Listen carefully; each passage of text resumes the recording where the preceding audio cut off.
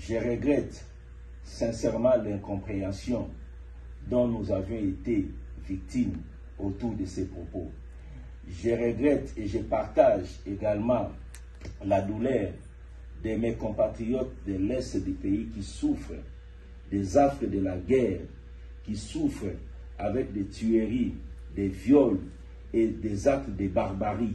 Nous partageons leur douleur et je regrette que nos compatriotes aient été vexés parce que nos propos ont été sortis de leur contexte. Je le dis toujours, un texte sans contexte est un prétexte. Nous avions été devant les investisseurs à Houston et les investisseurs avaient besoin d'être rassurés. Nous leur avons clairement dit qu'il y a des avancées estimables en République démocratique du Congo en matière de lutte contre la corruption et le détournement des deniers publics.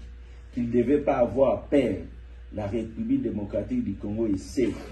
La République démocratique du Congo est un pays fréquentable, en dépit du fait que nous avons un problème réel de l'insécurité à l'Est, particulièrement au nord Kivu, au sud Kivu, et je peux ajouter également le territoire de Rutshuru.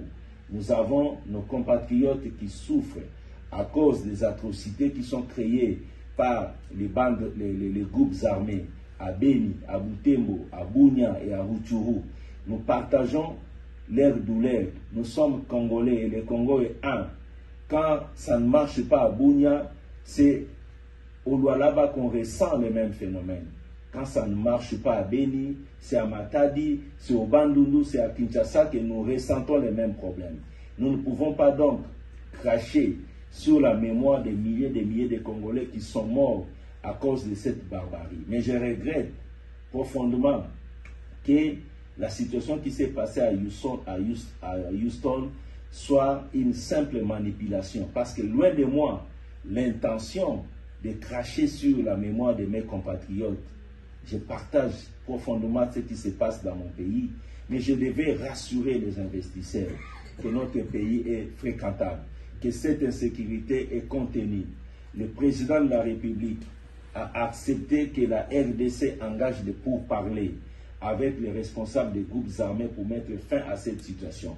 Dans le même ordre d'idées, le président de la République a décrété l'état de siège dans deux provinces de notre pays, le Nord Kivu et la province de l'Ituri.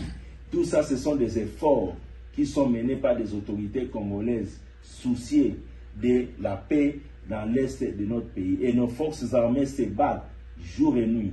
Il y a de nos militaires qui tombent chaque jour et ils se battent pour que la paix revienne. Personne n'a le droit. Alors personne n'a le droit de cracher sur un tel travail qui est en train d'être fait et par le président de la République, par le gouvernement et par nos forces armées. Je n'ai pas ces droits-là. Donc, je partage la douleur de mes compatriotes qui souffrent à l'Est et nous sommes de cœur. Et je leur dis, au travers de vous, qu'il s'agit d'une simple manipulation. La manipulation est là parce que je peux vous dire, avant même que nous arrivions ici, plusieurs des prédateurs inquiétés par la lutte contre la corruption en train de prendre en RD Congo ont prétendu que nous sommes venus aux États-Unis pour chercher des appuis. Je ne sais pas de quels appuis. Moi qui vous parle, retenez que je ne chercherai pas un mandat électif. Je serai ni député provincial, ni député national, ni un mandat quelconque. Je suis fier d'être un fonctionnaire et je suis fier de traquer les délégats financiers. J'adore ce travail. Beaucoup me demandent pourquoi